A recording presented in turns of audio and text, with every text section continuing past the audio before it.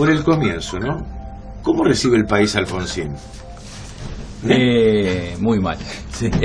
La herencia que recibe Alfonsín, bueno, esto normalmente se habla, ¿no?, de la pesada herencia. Bueno, es ya un lugar común, pero la verdad es que la herencia era pesadísima. O sea, yo tiro así algunos datitos muy concretos para que la gente se ubique.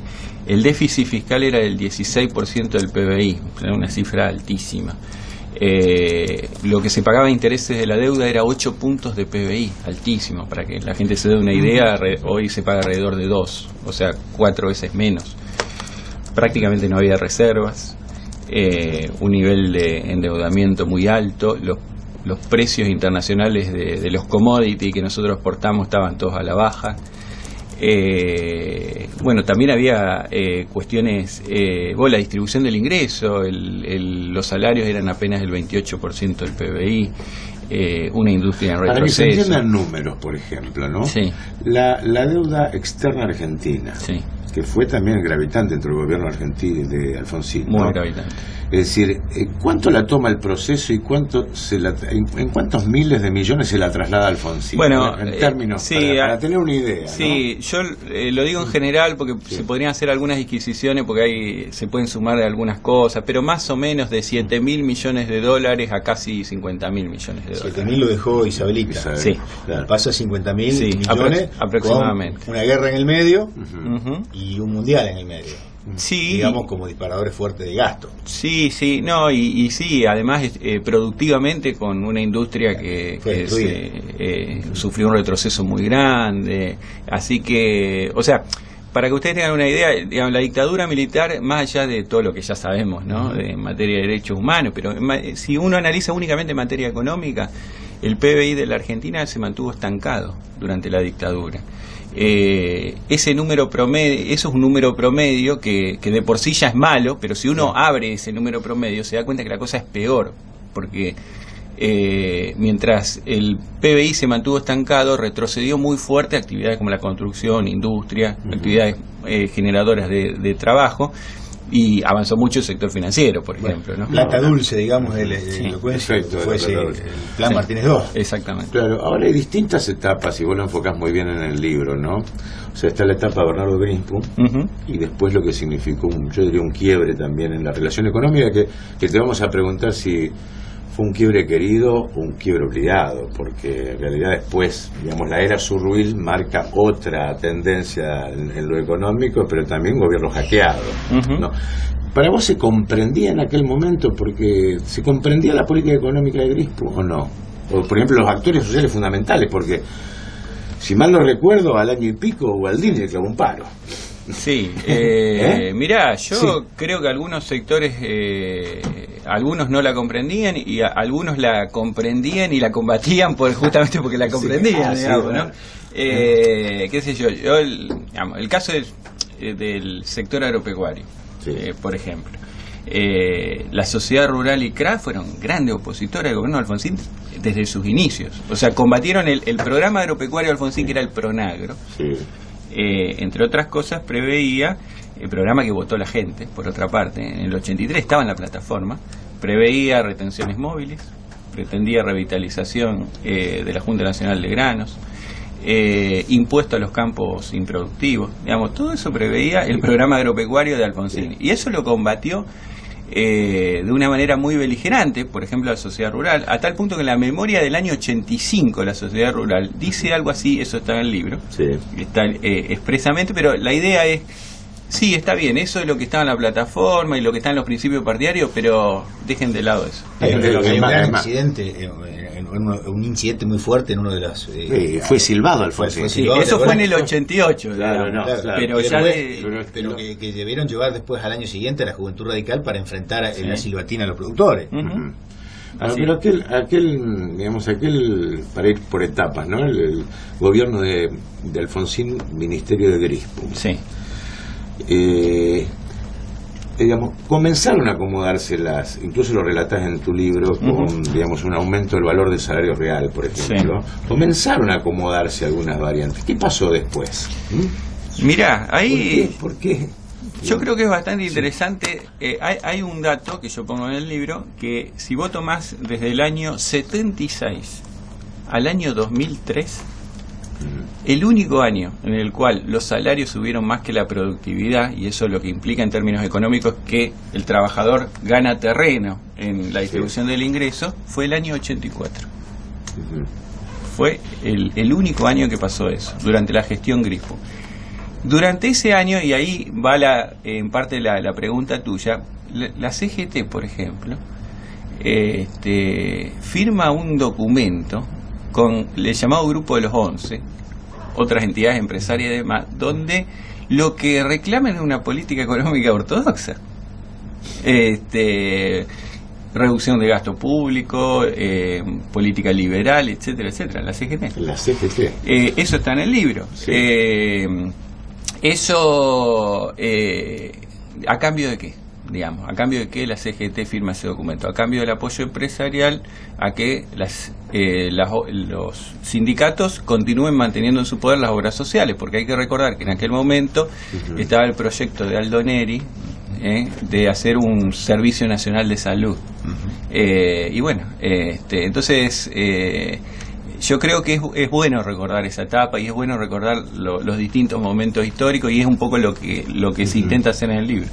La primera huelga creo que fue en el año 84. Sí, 84. La CGT Brasil en aquel momento. Sí, ya estaban medias unificadas. Sí, ya estaban medias unificadas. CGT Azopardo, la CGT Brasil. Azopardo y Brasil y la salida. ¿Cuándo se dispara el tema inflacionario de Alfonsín?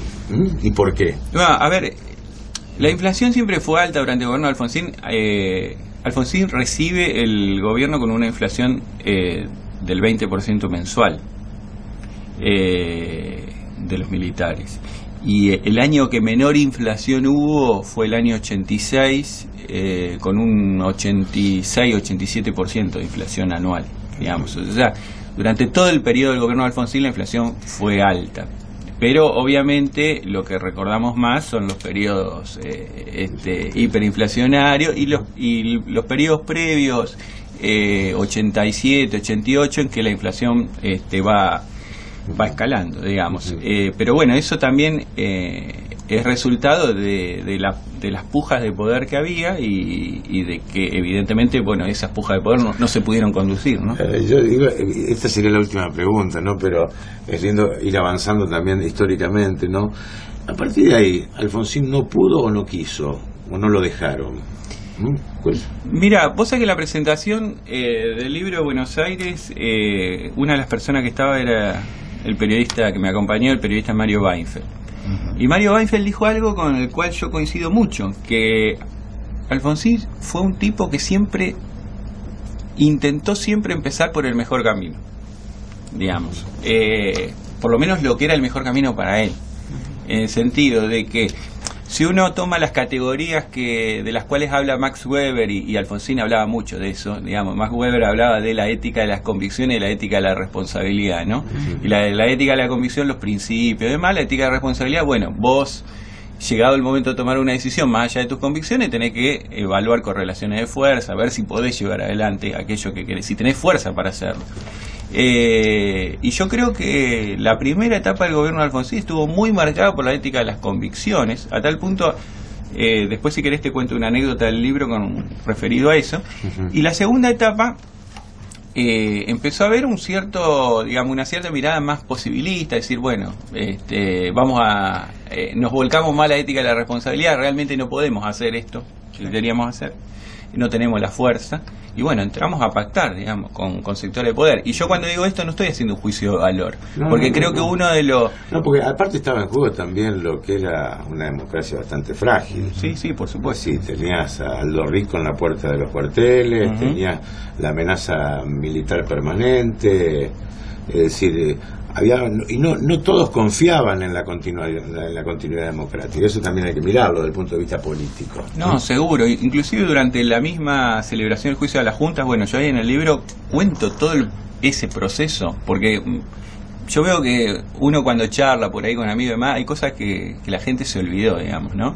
Y todos los atentados que hubo durante esa etapa y demás, o sea, dan cuenta... Incluso al propio presidente. Al propio presidente, sí.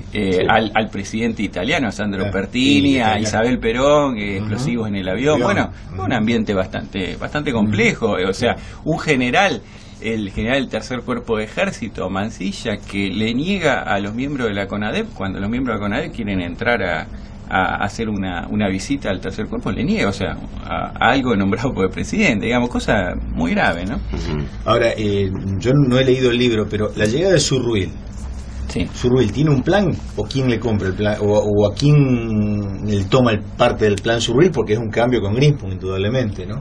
No, tiene un plan. El plan es un poco elaborado por un conjunto de técnicos que, digamos, esa es una de las críticas que le hacen algunos sectores radicales en ese momento. Es decir, le achacan a Zurruil y a su equipo que no tienen demasiada prosapia radical, sino que son más un conjunto de técnicos. Ellos tenían una fundación, bueno... y bueno, ese plan fue armado por un conjunto entre los cuales estaba Brorson, Machinea y demás. Y digo, ¿qué pasó, digamos, a pesar de estos distintos momentos históricos, con el adelantamiento del poder de Alfonsín? ¿Cómo lo interpretás vos? ¿Fue o no un golpe económico? Alfonsín dijo que ya prácticamente los sectores económicos, incluso del crédito internacional, no le respondían más. Prácticamente estaba asfixiado Alfonsín. ¿Cómo interpretás vos el adelantamiento del poder de Alfonsín? Sí, yo coincido que fue un golpe económico. ¿Fue un golpe económico? Sí. Yo creo que fue un golpe económico dirigido no solamente hacia Alfonsín, sino hacia el gobierno que venía, decirle, muchacho, no se le ocurre hacer nada raro, digamos.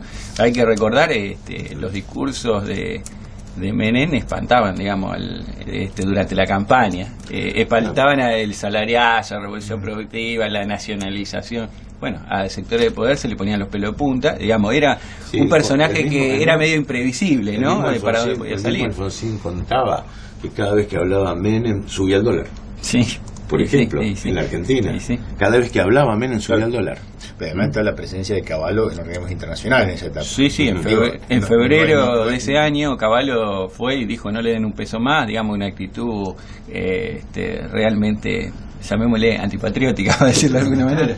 Sí, y digo, ¿podés hacer alguna comparación? Digo, fue un golpe económico. Acá, con la devaluación de principios de año, admitieron funcionarios del gobierno actual que también le torcieron el brazo. Sí.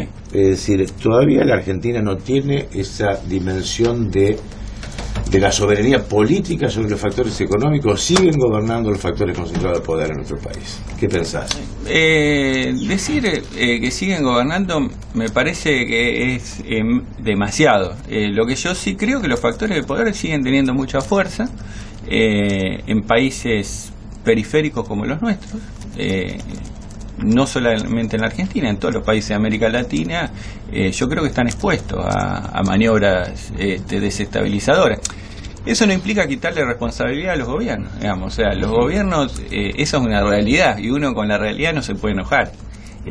Por lo tanto, lo que tiene que hacer es llevar adelante las mejores políticas posibles para que esas maniobras desestabilizadoras no logren su cometido. Y casualmente esta semana discutíamos el tema de haber retrotraído los precios a algunos formadores de precios. Es decir, fue meramente especulativo el caso de la construcción, por ejemplo. Sí, obviamente que sí, que es así. Y en algunos casos también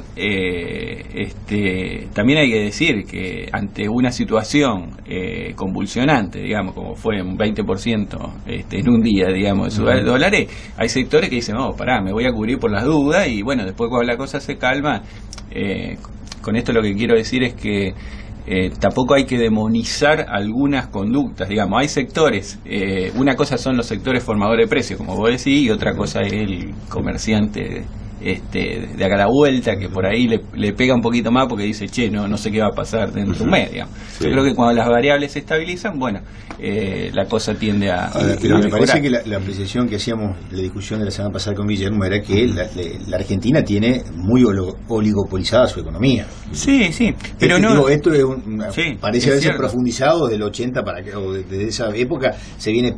cuesta cambiar la tendencia, digamos, para ser benigno. Mirá, si vos... o sea, primero, la primera cuestión que yo creo que hay que tener en claro es que el capitalismo es así. O sea, si vos agarrás cualquier país del mundo, vas a encontrar, y lo que ha pasado del 90 para acá en todo el mundo ha sido una fuerte concentración económica. Entonces, en ese sentido, Argentina es un país que está integrado al mundo y que no escapa a las generales de la ley. Me parece que esa es la primera cuestión que hay que tener en claro. Y la segunda cuestión es que yo creo que una concentración muy fuerte durante los 90, y que si uno analiza los datos de las 500 principales empresas, el valor bruto de la producción y demás, ve que desde el 2003 a la fecha más o menos se mantuvo, digamos. O sea, podemos decir que la concentración quedó cristalizada como fue en los 90, y con fuerte poder económico. ¿Qué otro atisbo ves en la historia argentina contemporánea? Mirá, yo siempre digo de que para mí las dos políticas que intentaron poner limitaciones al poder económico fueron la de Greenpool y el proceso que se inicia después del 2003. Y creo que no es casualidad. El primer gobierno kirchnerista. Sí, Néstor. Sí, y la continuación, digamos, de Cristina, digamos. Yo creo que no es casualidad que haya funcionarios comunes en ambas experiencias. Digamos, esto por ahí no es tan conocido, pero hay algunos funcionarios que han sido comunes a ambas administraciones. Aldo Ferrer, Felisa Micheli. Felisa Micheli estuvo también durante la administración radical.